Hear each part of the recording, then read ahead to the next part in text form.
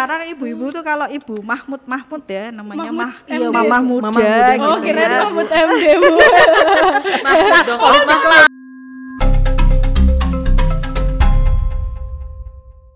Selamat datang di Biota Biology Talk. It's biology. Just biology, but more than biology. Yeay.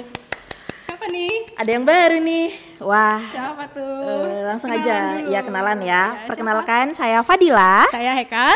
Kami dari nomor urut 4. Empat. Wah, kita lagi panas-panasnya pemilu soalnya. Soalnya pemilu. Tapi kita nggak bahas pemilu, nggak bahas Enggak. politik Iya. ya. Nah. Tetap pada biota pada umumnya. Oke, Pada umum. apa nih yang panas-panas hari ini nih? Wah, selain pemilu. Ya ada tahun baru, season Oke. baru, host baru, presiden Next baru. di baru ya. Baru juga. Nah, Tapi hari ini kita nggak bahas itu. oke. Kita mau bahas soal mitos Tetap kita belajar tentang mitos ya. Iya. Nah, katanya Kali ini nih, apa nih? Nah, katanya Nanas lagi laku-lakunya nih. Oh ya, Iya. di tempatku yang laku Ayah. Nanas juga. Oh, tetap Nanas. Kirain berkesinambungan. itu yang tadi yang yang- sebelum cut, sebelum cut. Ya. Nanas juga. Ngomong-ngomong tentang nanas, apa tuh mitosnya? Nah, katanya sih nanas bisa menggugurkan kandungan. Itu antara mitos atau fakta. Nah, mari kita recheck dulu ke narasumber hari ini. Siapa tuh narasumber hari Beliau ini? adalah salah seorang dokter yang kebetulan dosen kita juga. Siap. Mungkin bisa langsung diperkenalkan. Monggo, Ibu. Monggo Bu, perkenalan diri. Oke, halo teman-teman, nama saya Bu Tiwi, saya dokter. Kebetulan saya saat ini diamanahi untuk mengawal dari Fakultas Kedokteran UNY, tapi sebelumnya saya adalah dosen di Departemen Pendidikan Biologi FMIPA UNY.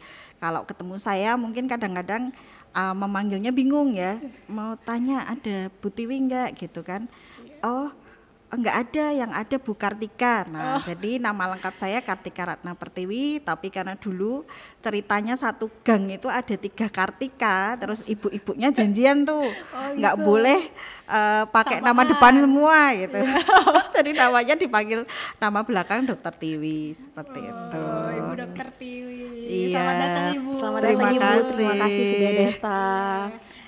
Jadi kita tadi sempat bingung tuh Bu, soal mitos yang berkembang di masyarakat. Tuh katanya nanas tuh bisa menggugurkan kehamilan. Itu menurut sudut pandang biologi kayak gimana ya Bu?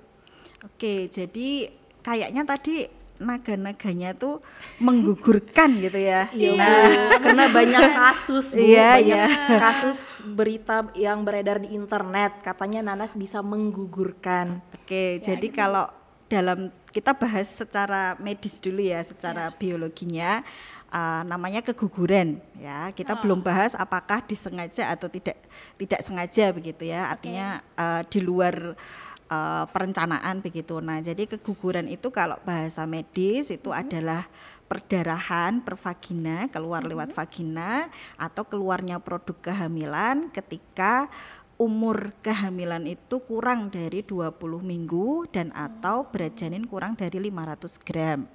Nah, sebenarnya ada banyak faktor sih yang menyebabkan keguguran. Kalau kita lihat bisa dari sisi ibu ataupun dari sisi produk dari kehamilan atau janinnya itu sendiri. Kalau dari sisi ibu bisa dari struktur rahimnya ya, jadi mungkin dari bibir rahimnya yang tidak kompeten, kemudian bisa juga dari kondisi sistemik tubuh ibu yang lain. Kalau dari janin itu bisa juga karena produk pembuahannya itu tidak sempurna misalnya, atau memang kualitas sperma dan ovum yang bertemu itu tidak optimal seperti itu. Nah, akan tetapi juga ada beberapa abortus atau keguguran itu yang memang direncanakan, Disengaja ya, Bu? disengaja. Tapi disengajanya juga belum tentu berkonotasi negatif ya, karena ada yang gitu, namanya, ya betul, karena ada juga yang namanya abortus medicinalis. Nah, Itu apa tuh Bu? kalau dari kata-kata medisin kan berarti memang ada indikasi medis mengapa abortus itu Harus dilakukan. perlu dilakukan. Biasanya kita melihat lagi karena ada kondisi dari ibunya yang memang tidak memungkinkan kehamilan ini diteruskan. Misalnya ibu dengan penyakit sistemik, jantung misalnya, atau ibu dalam kehamilan terus dideteksi ada kanker, jadi harus mendapatkan pengobatan kankernya kan. Ini kayak ala-ala drakor tuh kan banyak ya. Kan dia harus memilih tuh antara menyelamatkan ibunya atau menyelamatkan janinnya. Ini kan di drama kan banyak ya kayak gitu. Kemudian dari sisi janinnya sendiri, misalnya janin tidak berkembang, kemudian atau ada kelainan kongenital ya yang memang berat atau parah sekali. Nah itu atas indikasi janin demikian bisa aborsi medis dilakukan. Nah, kalau kita berbicara dalam konteks tadi yang bisa menggugurkan lewat buah nanas gitu ya, bukan buah nanas buah kedondong ya. Buah pantun deh. Buah nanas gitu ya. Nah, jadi memang beberapa wanita hamil gitu ya, mungkin dia kehamilannya itu tidak diinginkan, mungkin karena kehamilannya di luar ikatan pernikahan, atau memang ya memang nggak pengen hamil aja, mungkin ibu itu sudah cukup anaknya dan sebagainya, itu tidak terencana begitu ya, atau child free Bu. child free ya. Jadi ya sekarang ibu-ibu tuh kalau ibu Mahmud ya namanya Mama Muda gitu kirain ya. Mahmud MD Bu. Politik lagi. Nah, Mama Muda sekarang tuh kan kalau child itu kan harus di planning gitu ya, child planner gitu. Jadi kembali ke zaman Orba gitu ya, 2 anak cukup gitu kan. Kalau sekarang mau hamil anak ketiga tuh mikirnya sudah UKT. Ya Bu, kan udah direncanakan tuh kan kalau nanti anaknya umur berapa harus invest berapa untuk pendidikan misalnya kan seperti itu. Nah, jadi ada kehamilan tidak diinginkan. Nah, mulailah biasanya mereka karena ini tidak ada indikasi medis, secara hukum dan etika medis tidak diperkenankan, maka mereka mulai mencari-cari cara kan untuk menggugurkan kandungan, sehingga terjeratlah mereka pada akses informasi yang beredar di internet atau dari omongan orang yang tidak valid atau tidak akurat begitu. Jadi pada dasarnya kalau kita mengkonfirmasi itu adalah mitos ya atau hoax gitu. Namun sebenarnya kenapa sih kok mitos ini beredar, bisa ada gitu ya. Memang nanas ini kan punya kandungan ya, salah satunya adalah enzim protein yang dia itu bisa merangsang kontraksi otot gitu ya. Jadi ada, karena kita tahu kan rahim itu kan ada 3 lapisan. Jadi ada lapisan dalam, kita sebutnya endometrium.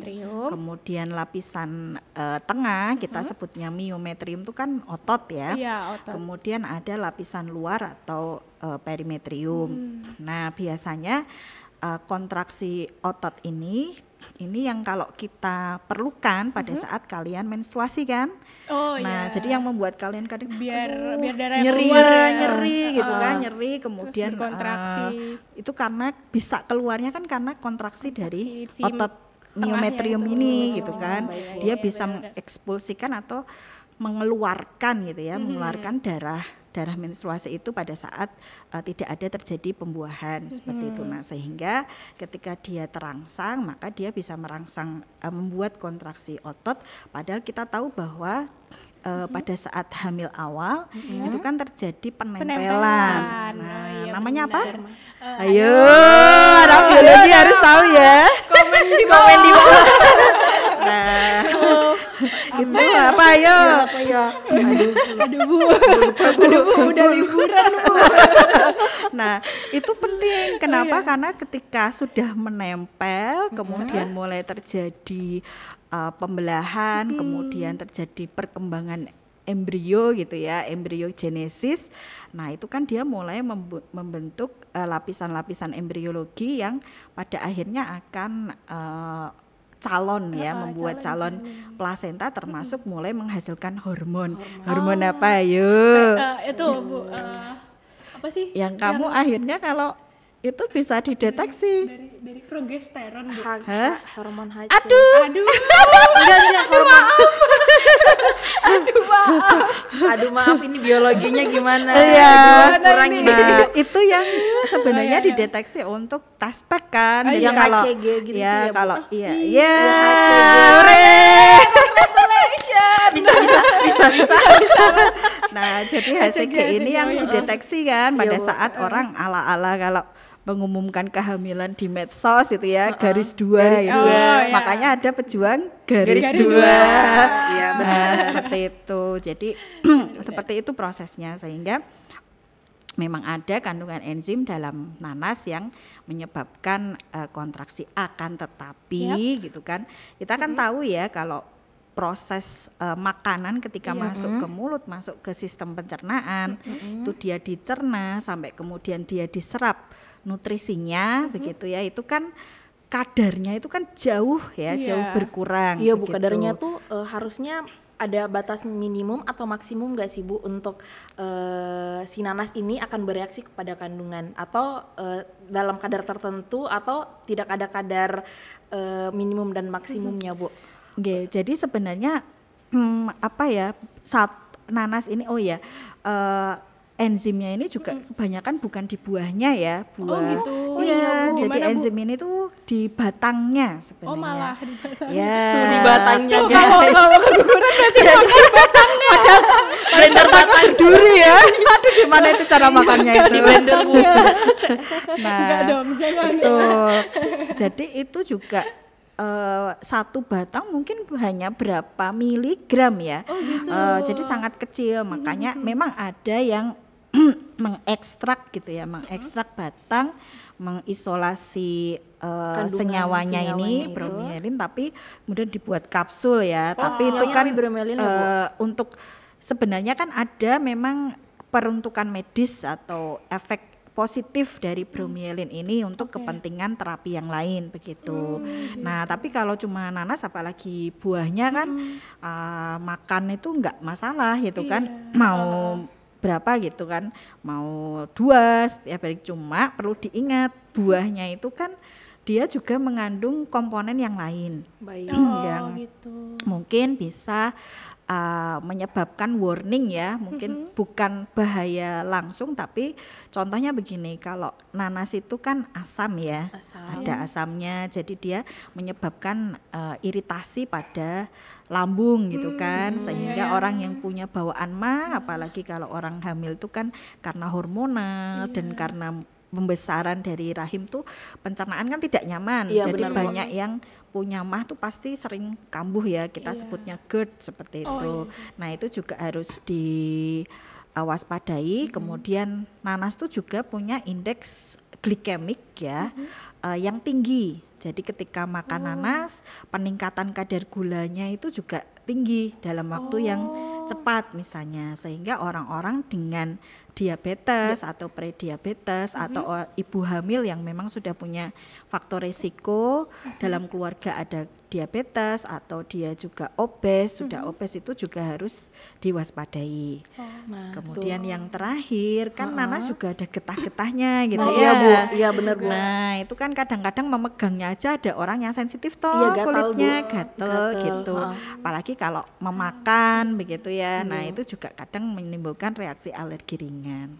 Seperti itu. Seperti itu. Berarti kita harus pinter-pinter buat nyari informasi terkait hal itu ya Bu. Betul. Jangan diterima mentah-mentah. Mentah, guys. jangan makan mentah-mentah tuh informasi. Ya kalau nanas mentah, Ya, yang jangan. penting mateng. Loh, kok mentah-matah.